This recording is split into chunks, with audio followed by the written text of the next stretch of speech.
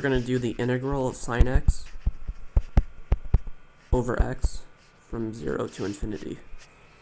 So we're going to define a function, I of t, same integral, same bound, sine x over x, e to the minus tx dx. So the relation between this function and this integral is this is I of 0. So we can take I prime, differentiating under the integral sign. So we get sine x over x times the derivative back to t of e to the minus tx. So that would be the same thing, sine x over x, e to the minus tx. So you just get negative x. This and this would cancel, so get I prime of t. We're going to call that I. Integral 0 to infinity, negative sine x, e to the minus tx dx. Now we're going to use integration by parts, or the DI method. So we're going to differentiate e to the minus tx.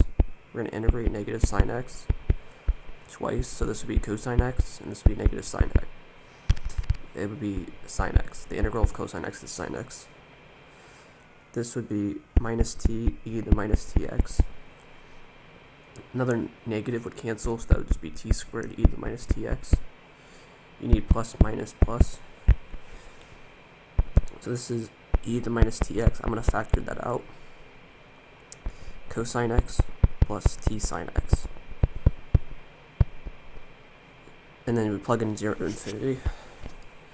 And then this is a multiplication, so we need plus t squared. The first thing I'll do is minus t squared. Integral 0 to infinity. I'll add a minus sine x e to the minus tx. And this is I. So you can add t squared I on both sides, leaving you with, this is 1i, so 1 plus t squared I equal e to the minus tx cosine x plus t sine x from 0 to infinity. If you plug in infinity, this will go to 0. This will grow e to the minus tx will grow much faster than cosine x plus t sine x, so this will go to 0, leaving you with negative. When you plug in 0, you'll get 1 times cosine 0 plus 0. So this would be negative 1. So I'll just write the same thing down. And so you get that I is minus 1 over 1 plus t squared, which is I prime of t from before.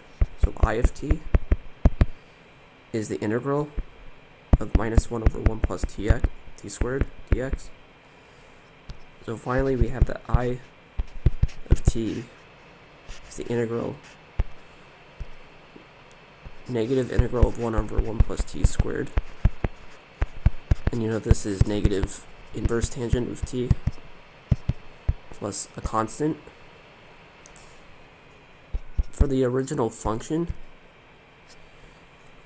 I of infinity, the limit as t goes to infinity of I of t is the integral of sine x over x e to the minus infinity times x, which this goes to 0. So I of infinity basically is 0, which means I of infinity is the negative inverse tangent of infinity plus c equals 0. So c is, I'll rewrite as this, limit as t goes to infinity of tangent of t, which is pi over 2. Which means that I of t is pi over 2 minus inverse tangent of t. So finally, I of 0 which is the integral 0 to infinity of sine x over x from the first step we did, is pi over 2 minus inverse tangent of 0, which is just pi over 2. So that will do it.